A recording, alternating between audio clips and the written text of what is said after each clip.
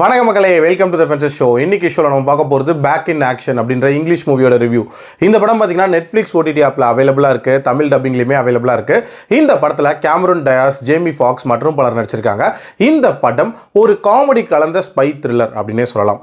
ஆக்சுவலாக இந்த படத்தோட ஸ்டார்டிங்கில் நம்ம ஹீரோயினை காட்டுறாங்க. இவங்க ரெண்டு பேருமே ஒரு ஸ்பை ஏஜென்ட்டாக இருக்காங்க. இவங்களுக்கு ஒரு மிஷன் தரப்படுது. அதாவது சிட்டியவே கண்ட்ரோல் பண்ணக்கூடிய ஒரு சிப்பை கைப்பற்றணும் அப்படின்ற மாதிரியான ஒரு மிஷன்.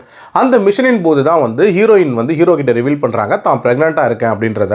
ஸோ இதுக்கப்புறம் நம்ம ஒரு பீஸ்ஃபுல்லான லைஃப் வாழலாம் அப்படின்ற மாதிரி ரெண்டு பேரும் முடிவு பண்ணுறாங்க. அதுக்கேற்ற மாதிரி அந்த ஃபைட்டில் அந்த ஃப்ளைட்டும் வெடிச்சிருது அப்படின்னே சொல்லலாம். அண்ட் இவங்க ரெண்டு பேரும் இறந்து போன மாதிரி உலகத்தை நம்ப வச்சுட்டு இவங்க ரெண்டு பேரும் பீஸ்ஃபுல்லான ஒரு லைஃப் தன்னோட ஃபேமிலியோட வாழலாம் அப்படின்ற மாதிரி முடிவு பண்ணுறாங்க. இது நடந்து 15 வருஷங்களுக்கு அப்புறம் மட்டும் ப்ரெசன்ட் டே அப்படின்ற மாதிரி காட்டுறாங்க. இங்கே இவங்க தன்னோட மகள் மற்றும் மகனோட ஒரு பீஸ்ஃபுல்லான லைஃப் வாழ்ந்துட்டு இருக்காங்க. திடீர்னு ஒரு நாள் இவங்க எக்ஸ்போஸ் ஆகிற மாதிரியான ஒரு சம்பவம் ஒன்று நடக்குது. அதுக்கப்புறம் இவங்களோட பழைய எதிரிகள் திரும்பி வந்தாங்களா, அண்ட் இவங்களுக்கு என்ன ஆகுது, அண்ட் டுவர்ட்ஸ் தி எண்ட் தன்னோட ஃபேமிலியை திருப்பி காப்பாற்றினாங்களா அப்படின்ற மாதிரி நிறைய விஷயங்களை சொல்லக்கூடிய ஒரு படம் தான் இந்த படம். எனக்கு இந்த படத்தில் பிடிச்ச ஒரு விஷயம் அப்படின்றது, இந்த படம் தொடங்கும் போதே ஒரு ப்ராப்பரான ஸ்பை த்ரில்லர், அதுவும் ஒரு ஃபன் மோடில் தொடங்கினாங்க அப்படின்னே சொல்லலாம். அந்த சீக்வன்சஸ் எல்லாமே ரொம்ப ரொம்ப நீட்டாக இருந்துச்சு.